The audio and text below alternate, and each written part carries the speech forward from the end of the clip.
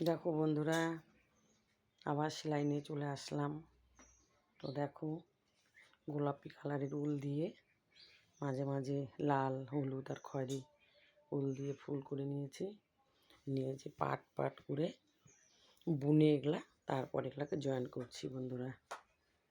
এই দেখো, এইভাবে গায়ে স্টোলও বানানো যায়, বা তোমার টি টেবিলের ঢাকনাও তৈরি করা যায়। তৈরি করে যে যে কাজে লাগায়। তো দেখো বন্ধুরা,